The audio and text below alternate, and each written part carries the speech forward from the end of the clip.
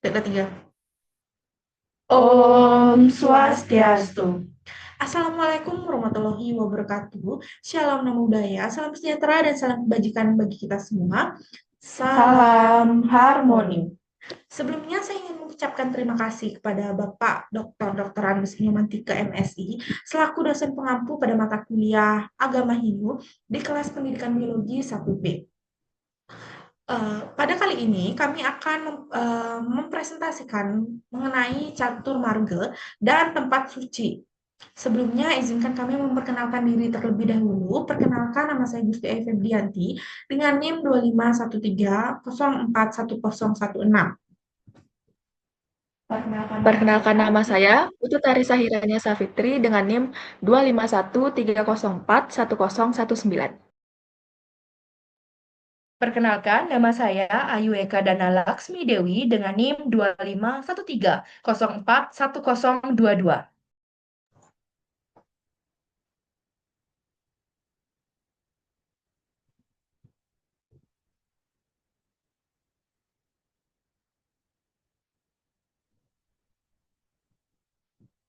Untuk pertanyaan yang pertama, yaitu sebutkan dan berikan contoh dalam perayaan Nyepi dan Ngembak Geni pelaksanaan catur marga itu. Jadi, catur marga atau empat jalan spiritual menuju moksa dalam agama Hindu meliputi karma marga atau tindakan tanpa pamrih, yang kedua itu bakti marga atau devosi pada Tuhan, dan yang ketiga itu jenana marga atau pengetahuan diri, serta raja marga yoga itu meditasi dan pengendalian pikiran yang terintegrasi dalam perayaan Nyepi atau Tahun Baru Saka dengan refleksi diri dan ngembak geni atau ritual pembakaran ogoh-ogoh untuk mengusir energi negatif. Contohnya karma marga serta pembersihan lingkungan sebelum Nyepi seperti membersihkan karma buruk tanpa imbalan atau bakti marga melalui doa, kidung dan persembah canang sari kepada dewa selama kedua acara untuk memperkuat bakti hati atau jinana marga lewat introspeksi mendalam dan pembacaan teks suci selama 24 jam dalam nyepi. Kemudian merenungkan siklus samsara atau serta raja yoga dengan praktik caturwangi atau tidak bercahaya, bergerak, berapi, atau beraktivitas di nyepi yang mirip dhyana dan ritual api di ngembak geni untuk transformasi batin sehingga kedua perayaan mendukung pemurnian holistik. Baik, jadi Baik, jadi bagian kedua saya akan menjelaskan contoh konkret sloka dalam Bhagavad Gita bagian 7 nomor 21. Yaitu contoh konkretnya dalam kehidupan Hindu adalah seorang umat yang dengan penuh keyakinan menyembah Dewi Durga sebagai pelindung dalam festival Navratri. Yang dimana ini sendiri meskipun termasuk ke dalam Krishna adalah pusat dari Bhagawan Gita, tetapi ia akan memperkuat serada tersebut sehingga penyembahan itu membawa kedamaian batin dan juga pemenuhan. Seperti yang dialami oleh banyak bhakta di India yang beralih dari satu dewa ke dewa lainnya, misalnya dari Wisnu ke Siwa, tanpa kehilangan berkah ilahi. Karena esensi Tuhan tetap satu seperti air dalam berbagai wadah. Contoh lainnya dalam konteks modern adalah seorang pemuda Hindu di Bali yang awalnya tertarik pada yoga dan meditasi sebagai bentuk penyembahan non-antropomorfik, dan juga melalui sloka ini Krishna membimbing imannya menjadi kuat, menghasilkan pengalaman spiritual yang mendalam seperti visi atau kedamaian secara meditasi, serta menunjukkan bagaimana Tuhan memberikan iman yang stabil untuk pertumbuhan jiwa menuju moksa tanpa memaksakan satu bentuk saja. Yang selanjutnya itu ada makna sloka Saramuscaya di 1.4 dan juga penerapannya dalam beragama.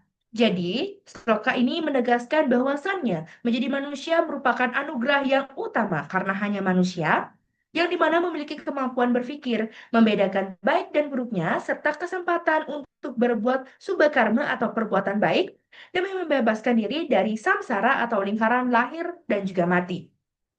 Yang dapat dilakukan dalam beragama berdasarkan sloka ini, yakni yang pertama, yaitu melaksanakan dharma dengan sungguh-sungguh, serta menjalankan kewajiban sebagai umat beragama, keluarga, dan juga masyarakat. Yang kedua, yaitu berbuat kebajikan atau subkarma dengan menolong sesama, menjaga alam, serta hidup dengan kasih sayang. Yang ketiga, yaitu meningkatkan kesadaran spiritual, seperti bersembahyang, berdoa, dan juga melakukan meditasi agar pikiran menjadi suci. Dan yang terakhir, yang keempat, yaitu menghindari perbuatan adharma, seperti kekerasan, kebohongan, keserakahan, yang dimana menyebabkan penderitaan. Selanjutnya akan dijelaskan oleh rekan saya.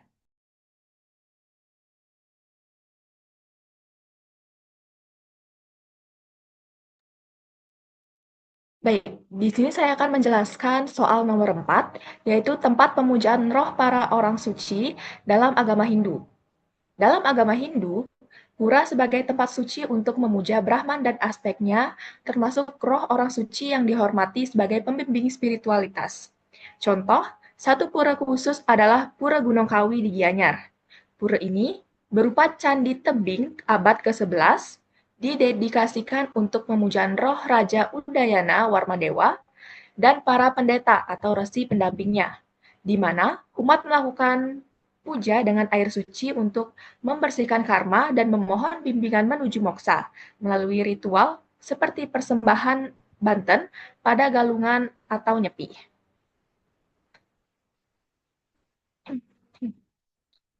Selanjutnya, soal nomor 5. Tempat pemujaan dewa-dewi Hindu di Bali dan inkarnasinya. Berikut beberapa contoh tempat pemujaan dewa-dewi di Bali beserta awataranya. Yang pertama, Dewa Brahma dipuja di Pura Desa sebagai dewa pencipta. Inkarnasinya terlihat dalam segala bentuk ciptaan dan ilmu pengetahuan. Yang kedua, Dewa Wisnu dipuja di Pura Puseh dan Pura Ulundanu, memiliki 10 awatara seperti Matsya, Kurma, Rama, Krishna, hingga Kalki. Yang ketiga, Dewa Siwa dipuja di Pura Dalem dan Pura Lempuyang, berinkarnasi sebagai Rudra, Hanuman, dan Adi Guru. Yang keempat, Dewi Saraswati dipuja di Pura Saraswati, Ubud, sebagai Dewi ilmu pengetahuan dan kebijaksanaan. Yang kelima, Dewi Laksmi atau Dewi Sri dipuja di Pura Melanting dan Pura Subak sebagai Dewi kemakmuran dan kesuburan. Dan yang terakhir, Dewa Surya dipuja di Pura Surya dan arah timur sebagai Dewa Matahari dan sumber cahaya kehidupan. Selanjutnya akan dijelaskan oleh teman saya. Kemudian untuk soal nomor 6 yaitu mengapa tempat suci Hindu umumnya terletak di alam yang asri. Tempat suci umat Hindu berada banyak di alam yang indah seperti gunung, pantai, hutan, atau gua karena alasan spiritual dan filosofis.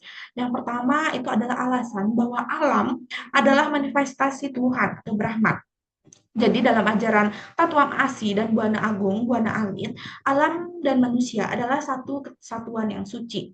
Dan yang kedua itu suasana alam yang mendukung untuk kesucian batin, yang dimana lingkungan yang tenang, bersih, dan alami memudahkan umat untuk fokus, meditasi, dan menyatu dengan ide Sang Yang Widi. Dan yang ketiga, itu gunung, laut, dan hutan dianggap sebagai tempat energi suci atau taksu, di mana tempat-tempat ini menjadi pusat kekuatan spiritual, yang dimana vibrasi alamnya sangat kuat. Dan yang terakhir, itu adalah menghormati keseimbangan antara manusia dan alam, atau Trihita Karana, yang dimana Trihita Karana ini, yang pertama itu ada pariangan, yaitu hubungan dengan Tuhan, yang kedua itu pawongan, hubungan dengan sesama, dan yang terakhir itu kelemahan atau hubungan dengan alam. Sekian presentasi yang dapat kami sampaikan selaku kelompok 2. Mohon maaf jika ada kesalahan yang disengaja maupun tidak disengaja. Kami akhiri dengan Parahana Santi. Om Santi Santi Santi Om. Salam harmoni.